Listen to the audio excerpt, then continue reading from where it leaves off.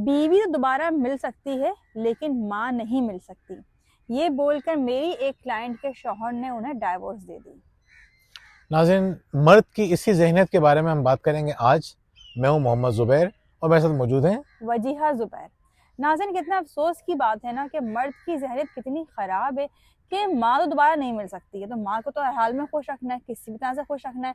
लेकिन बीवी का क्या है, वो एक छोड़ 10 मिल जाएंगी तो ठीक है, छोड़ देते हैं बीवी को। लेकिन आप ये नहीं सोचते हैं कि वो बीवी जो आपके नाम पर आपके खानदान में आई है, अपना सब कुछ छोड़कर सिर्फ आपके नाम पर आई है, आपके सहारे पे आई है, और जब आप ही ये बोल देंगे तुम नहीं सही तो कोई और सही, लेकिन मेरी माँ तो माँ है, तो आप सोचें उस औरत का दर्द क्या होगा कि जो सिर्फ आपके नाम पर आई है, आप भी उसको ऑन नहीं कर रहे। देखिए नाज़रीन, ये मर्द की बहुत बड़ी कमज़ोरी है कि वो अपनी बीवी और माँ के अंदर बैलेंस नहीं कर पाता। आजकल के मर्द इतने कमज़ोर हैं कि वो बैलेंस करने के चक्कर में या तो बदतमीजियाँ करेंगे, गालम गलोच करेंगे, धमकियां देंगे, डराएंगे, लेकिन वो प्यार मोहब्बत से अक्ल के साथ बैलेंस नहीं कर सकेंगे। बिल्कुल ऐसे ही, बहादुरी के साथ बैलेंस नहीं कर सकेंगे। अच्छा, जब वो ये कहते हैं कि माँ दोबारा नहीं मिल सकती, लेकिन वो ये नहीं सोचते कि बाप भी दोबारा नहीं मिल सकता। जब उन्होंने उन खातून को डाइवोर्स दी तो बच्चे तो उनके पास हैं, तो क्या उन बच्चों को दोबारा बाप मिल जाएगा? या डाइवोर्स के बाद अगर बच्चे बाप के पास रहते हैं तो आपके बच्चों की माँ दोबारा मिल जाएगी उन्हें? यानी आपकी माँ तो माँ है, लेकिन आपके बच्चों की माँ की कोई रिस्पेक्ट नहीं है, कोई अहमियत नहीं है। मर्द तो बड़े मजे से कहते हैं, 2 शादी कर लेंगे, वो संभाल लेगी।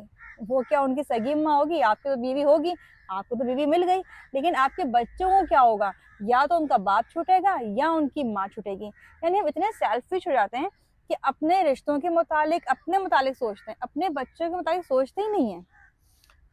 देखें, मैं वजह ने मेरी बात काट दी थी जो मैं बात कर रहा था। अच्छा। कि मर्द को मजबूत होना चाहिए, तो बाज़ औक़ात लोग इसका गलत मतलब निकाल लेते हैं। मजबूत का मतलब ये समझते हैं कि हमें ज़बरदस्ती, सख्ती के साथ अपनी बातों को मनवाना है, जबकि ऐसा नहीं है। बिल्कुल। मजबूत मर्द कौन होता है, ताकतवर मर्द कौन होता है? हुजूर अकरम सल्लल्लाहु अलैहि वसल्लम ने फरमाया कि पहलवान वो नहीं है, यानी ताकतवर वो नहीं है जो सामने वाले को पछाड़ दे, बिल्कुल। बल्कि ताकतवर वो है, पहलवान वो है जो गुस्से में अपने पर काबू रखे। हम समझते हैं कि हम गुस्से के ज़रिए अपनी सारी बातें मनवा लेंगे और एक एक करके सारी चीज़ें हमारे हाथ से निकलना शुरू हो जाती हैं। शुरू में लोग बात मान लेते हैं, लेकिन आहिस्ता आहिस्ता उसको एहसास होता है कि मैं बेबस होता जा रहा हूँ। गुस्सा क्या है? गुस्सा इंसान की एक बेबसी है ना। मतलब जब इंसान बेबस होता है तो वो गुस्सा करता है। सही है, एक इंसान अगर बेबस है, हमें उसकी बेबसी को समझना चाहिए। मैं ये नहीं कह रहा कि आपको गुस्सा करना ही नहीं चाहिए, या गुस्सा कर दिया तो आपने कोई बहुत ही बुरा काम कर दिया। बुरा काम तो किया है, लेकिन इसका मतलब ये नहीं है कि आप गिल्ट में चले जाएं। आपको सोचना चाहिए कि अगर मुझे गुस्सा आया था तो मुझे अपने गुस्से को जस्टिफाई नहीं करना, मुझे अपनी हठधर्मी नहीं दिखानी कि मैंने सही गुस्सा किया।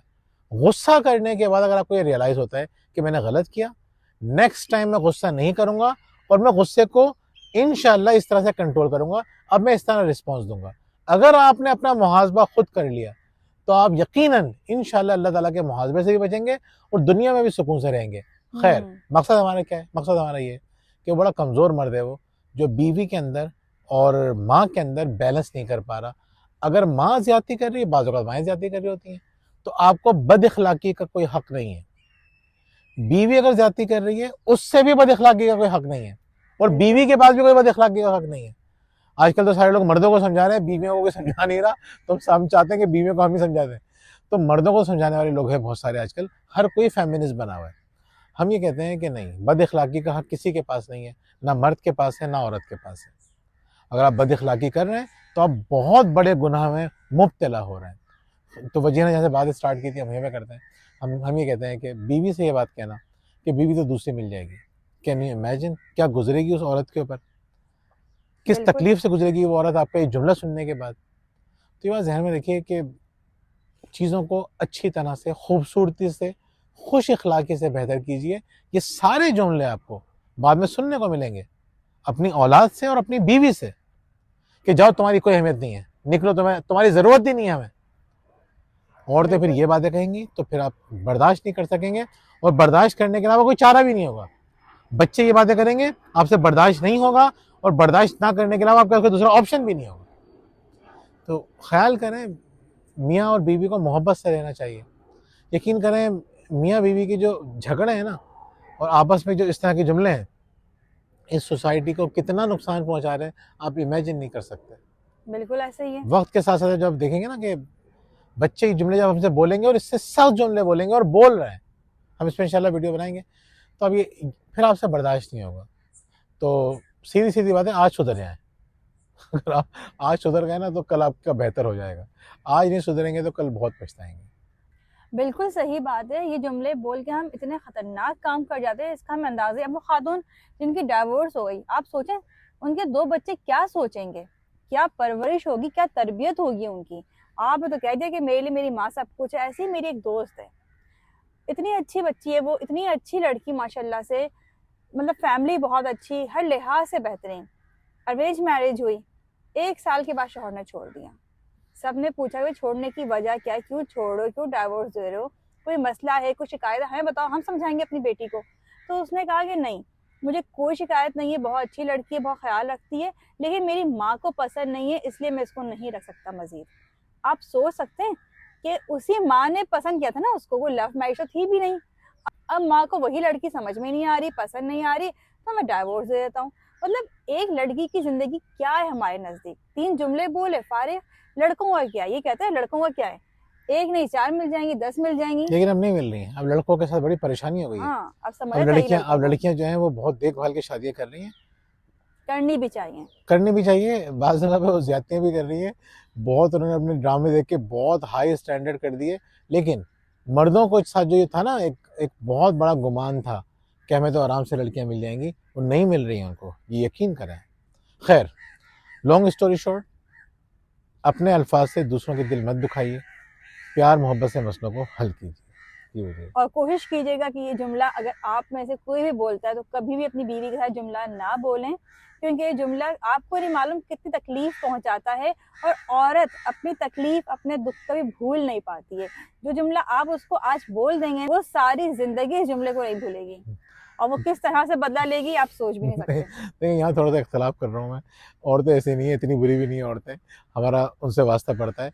यकीन कीजिए, सिर्फ एक दफा सॉरी कर लेता है ना मर्द, तो औरतें सारी बातें भुला देती हैं। लेकिन सॉरी करे तब ना। हाँ, अब मैं यहाँ पे एक दफा सॉरी कर ले।